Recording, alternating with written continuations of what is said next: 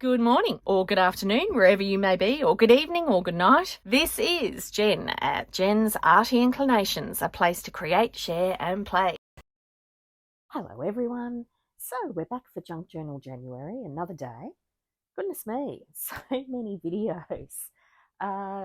You might need to change your notification bell so I don't keep annoying you in your feed at the moment. But anyway, today is foliage.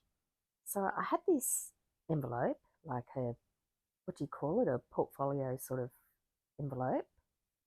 No, policy envelope. Procedure envelope? One of those windy things. And I've been wanting to use it, so I grabbed it out and I thought, well, it's okay, let's just use what we have. And I thought, it'll easily slip in a pocket, I could pop something inside it. I'm just flicking through my book.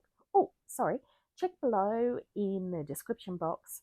There's a link for Meg's Journals and Get Messy Art, both fabulous channels. Meg's Journals is our host and she's collaborating with Get Messy Art for Junk Journal January, so you can link and go across to their site. Anyway, I thought, no, I'm going to clip this envelope in, so I'm making a hidden paper clip here. I'm taping it down to make it nice and extra strong, and there's a little bit of process here, so we're kind of lengthening out today's video just to hopefully give you a little bit of a better idea. Now, same basic concept for the hidden paper clip. I'm just using one long piece and folding it around itself.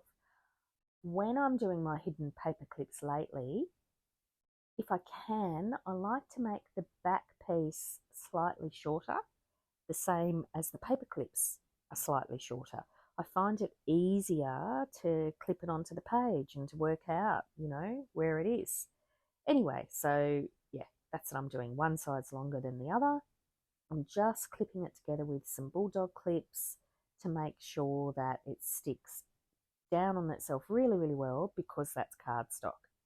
Okay, so I had this scrap, was playing about with, those powder paints, the Lindy's powder paints, they're the magic ones. So I was playing about with them on this piece of graph paper, and I had all these scraps left out of it because I only cut a couple of circles out of it. And I thought, perfect scrap to use for leaves. So that's what I'm doing here. I'm just freehand cutting out some leaves, and then I'm pasting them down in some tissue. This is an old sewing trick that if you use tissue to back things as you sew them, you can then tear the tissue off. It's actually used a lot with stretch knit sewing because I struggle with sewing stretch knit fabrics. So it's used a lot with those. It helps, I don't know, keep the fabric in shape as you're sewing it so that your seams don't stretch out and that sort of thing. I haven't successfully done it very well yet, but, great for journal making. Because now all I do is I sew down a straight line all the way down the middle because I wanted a little sewn line on the middle of my leaves. Bing! Magic! All done. So now I've already sewn them through. I did do that off camera. Just in case you're confused, I did pause the camera. I actually wasn't that quick. I mean, I know I do speed through stuff, but yeah, not that quick. So, okay, I'm obviously in a silly mood today. It's all these extra videos. Anyway, see, I'm just tearing off the tissue, and then you're left with just the piece that you've sewn, which is really cool. I mean, sometimes you might actually want the tissue on the back. Imagine this. You could use this as the strips on the sides of your pages. I might remember that if I get stuck for one of the later Junk Journal January ones, like as a page edge or something. That could be really cool. Anyway, back to what I'm supposed to be doing, which is today. What's today? Foliage. Okay, leaves are foliage. So, yeah, once you take the tissue off, you can then just cut between your sewing if that's what you're doing, which is what I'm doing. So then, I've done it on all of them. Now, some of them I decided, because these are going to stick out of my paper clip, I thought I'd do exactly what you're seeing, paste two together so that you've got one complete one. Of course, I could have just sewn them together, but I didn't think about it till after, and I didn't do it on all of them. And I actually didn't have all of them sewn all the way through. Yeah, no, I did it right. Haha, woohoo! Okay, just inking the edges to, hide all those dodgy cutting mistakes.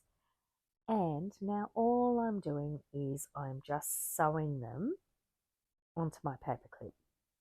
So that's pretty much the process, that I sewed down the middle of them and now I'm sewing them onto the paperclip. This one is going to stick out over the top, and I don't mind if it's just the way I like to do my hidden paperclips. I'm fine for the front to go over the paperclip as much as it needs to. I try and keep the back fairly neat, only going over the top, because, as I said, I do find it easier to clip on.